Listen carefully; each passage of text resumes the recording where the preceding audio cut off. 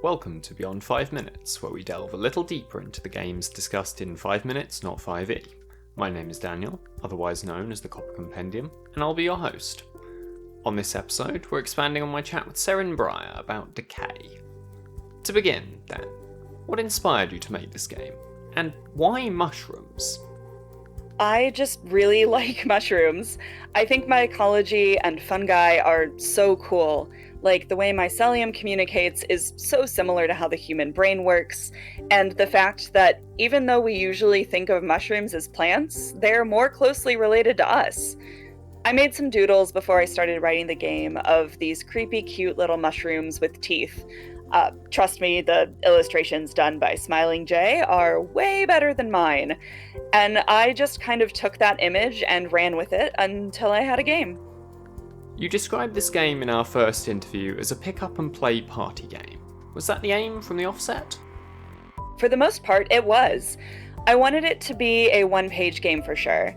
At the time, my friend group would often just play a game of Everyone is John while hanging out, and I wanted to write a game that would fulfill that same niche, but be a lot less ableist.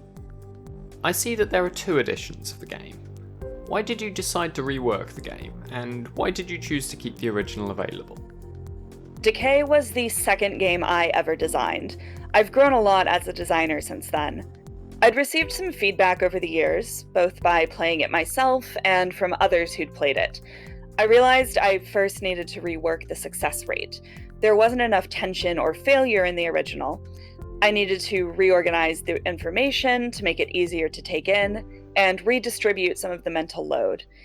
In the first edition, the player describing the world had a lot to keep track of.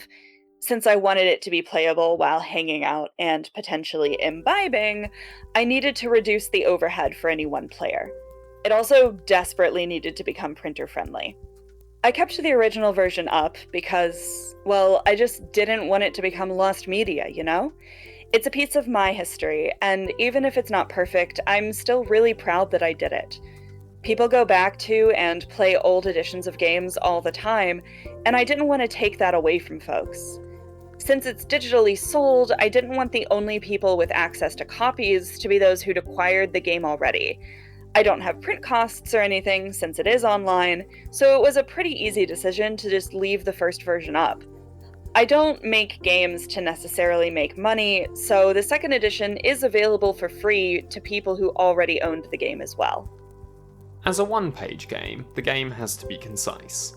Are there any rules you would add if you had more space to expand, or are there any ideas that you had to cut along the way that you thought were interesting? In the very beginning stages, I had a much more involved movement system for the fruiting bodies, before I realized that was more board gamey than an RPG. Honestly, I'm not really sure there is anything I would add. I try to design tight games. I'm not a big fan of scope creep or bloat. I want to make sure every rule has a purpose that furthers the game's design. You might not be able to tell from these interviews, but I'm actually quite a concise writer. Get in, get out, say what you need to say. Thank you again, Seren, for chatting with me about Decay. Where can people find you and your games? My blue sky is fayfatale.games.bsky.social, and my itch is fayfatale.itch.io. That's spelled Faefatale. I'm also cooking up a game jam to encourage people to make hacks of Decay, since I honestly think the rule set is extremely hackable. So if you follow me on Blue Sky and Itch, you'll get notified when that goes live. You can find those links, as well as links to the transcript of this episode and links to the game, in the video description. If you want to find games with similar themes or gameplay to this one, there will also be links to relevant playlists. And that brings us to the end of the expanded interview. Beyond 5 Minutes is an expansion of 5 Minutes, Not 5e, so if you've not heard my previous discussion with Seren about the game, you can find it linked in the end screen and description. Thank you for listening. Until next time.